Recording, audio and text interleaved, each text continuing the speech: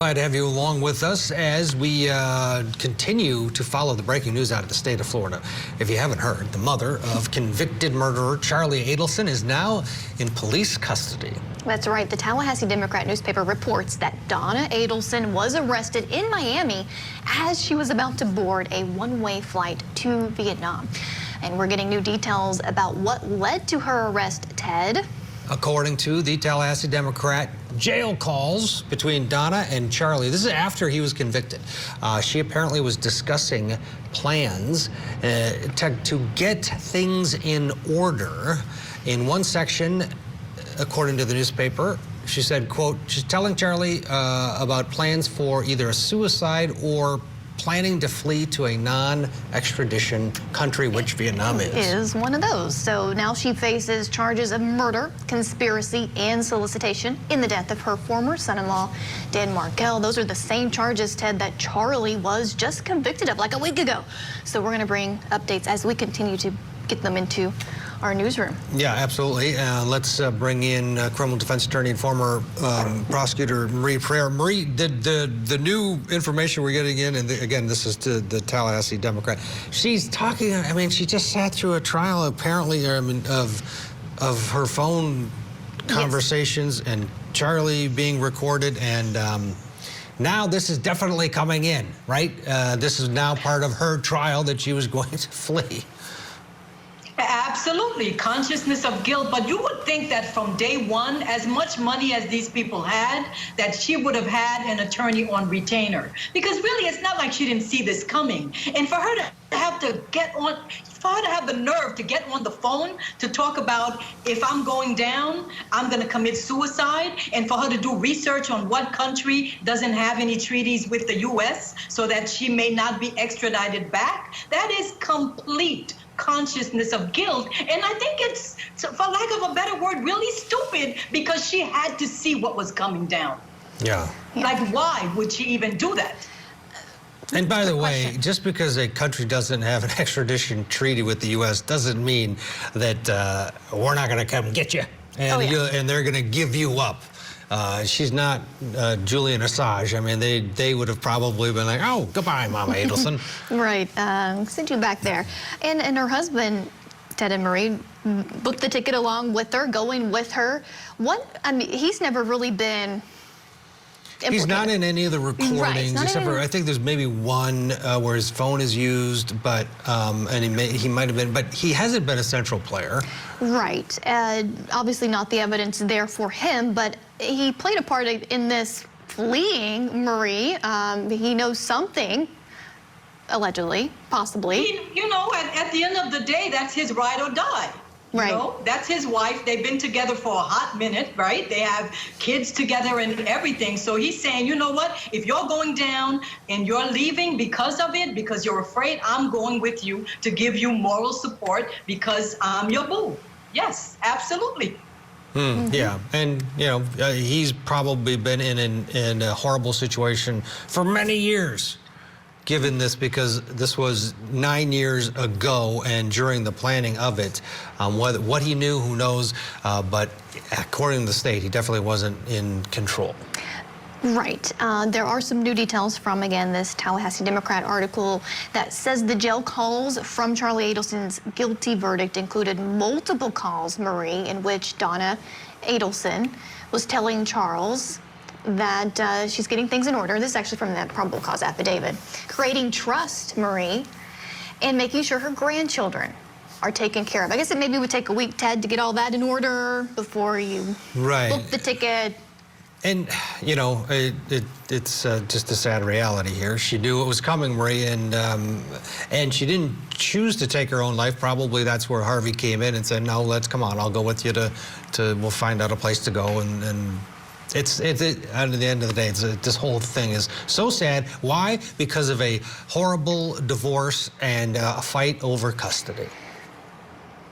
It just solidifies her guilt, because if you're not guilty, why are you planning to run away, and why are you planning to take your life? And then again, I'll say it, she has enough money that she could have hired an attorney from day one, because she had to know that she was being investigated. Her daughter went in and had an immunity agreement. She didn't go in by herself, even though she herself is an attorney. So I don't understand why she would make that fatal mistake of having a conversation like that on a line you know has no privilege attached to it. I'm shocked that she would be so naive, given the fact that this has been going on for so long, except maybe she thought that she was like the Teflon glamour and nobody could touch her. I don't understand that. Yeah, remember one of the big key parts of the case, of course, was the bump where the undercover agents go up to Donna to freak her out so they can get some activity, and boy, did that work. Here's a reminder. We know that your family has been taking care of Katie and her friend Hugo for quite some time after your problem up north has been resolved. And I want to let you know that my brother, he's incarcerated. He helped your family with this problem you guys had up north. And we want to make sure that he's going through some rough times. And we want to make sure that you take care of what he's going through the way you're taking care of Katie and Hugo. This will explain it.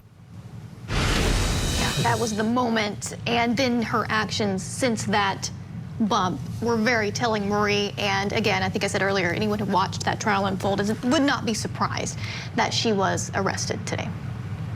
I'm not surprised at all, because at the end of the day, what they did was evil. It was brutal, it was heinous, it was premeditated, and really unprovoked. And it deserves for all the players who had a hand in this to be held accountable. And even during the bump, she just knew nobody was going to catch her, because she denied it over and over again. You would think that she had nothing to do with it. But you know what?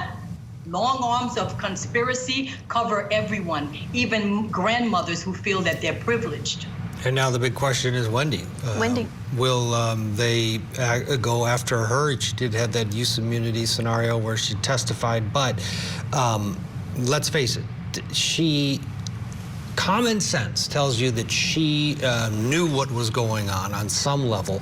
When she was on the stand, they asked her about Donna and said, was she an overbearing mother? And here is Wendy's response. Is your mom overprotective of you? Yes. All right. And is it fair to say she's, a little on the controlling side? I don't think she's controlling, but she's definitely overprotective. Did she ever try to micromanage your life?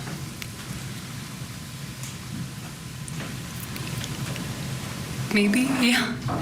Did she have an interest in who you were dating and who you weren't dating and who you should be dating when you were single? I think she was usually disappointed that I wasn't dating more. Well, she definitely is now going to answer for some of those questions now that she's been arrested. And I'm curious why they pursued Charlie first in this web of Adelsons. Marie, do you think that was the stronger case to get that conviction to open the door for Donna and possibly Wendi? I think it was, because he had an intimate relationship with Catherine, who had an intimate relationship with the actual physical murderers. So when he goes down, now it's time for the mother. And I wouldn't be surprised if after the grandmother, that they come after the daughter, because everyone went down. From the one on top who arranged it, who had the connection with Catherine, to the mother now, and then the daughter. I believe that she's not immune from prosecution after they're done with the mother, because just the very fact that they got the son, the grandmother, and then the daughter is the one who was the cause of all of this in the first place, they're saving the best for last, because convicting them really makes her conviction at the end, and I mean the daughter, make more sense. Yeah, absolutely. Who is going to benefit from this? Sure, Grandma gets to see the grandkids, and she was pushing and pushing, but the acrimony between Dan Markel and Wendi Adelson, as testified to in court by the divorce attorney that represented Dan Markel, was off the charts. I mean, these guys, they were both lawyers, very intelligent people, going back and forth at each other. The idea that mom and brother arrange a murder of your ex as some sort of nice gratitude, you know, a gift, it's ridiculous to think that she didn't know about it, because it just doesn't make any sense. And do you think that any of the Adelsons would turn on each other now that Charlie's convicted, maybe for a lesser sentence or something, some sort of deal? Apparently, there's some other Adelson that wants nothing to do with the family. That's right. There's an older son. Yeah. So I don't know if he'll serve. That's a great question, though.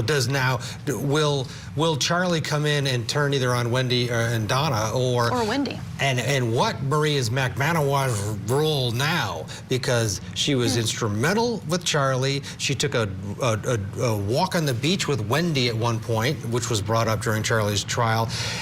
She's already done the state of solid for Charlie. You know what she wants? She wants out. She wants to see that light at the end of the tunnel. How important is Catherine now, round 2 here with Donna and possibly Wendi? They may bring her back again, because nothing she said was unbelievable, although she was not the best witness. They tried to take down her credibility by saying, you know what, you're lying now because you actually have an appeal in which you're saying you had nothing to do with it, but you're here now saying that you had everything to do with it. So you're a liar, and who can we believe? Guess what? It didn't work for Charlie. They still convicted him. So they could bring Catherine back for round 3, and it'll help to bring down the grandmother. I believe that 100%. We shall see. Yeah, we should. Big, busy day here, and a lot of movement in the Adelson case. Oh, yeah, and new developments coming in all day, so we will keep our viewers updated. Thank you, Marie, for your insights on that.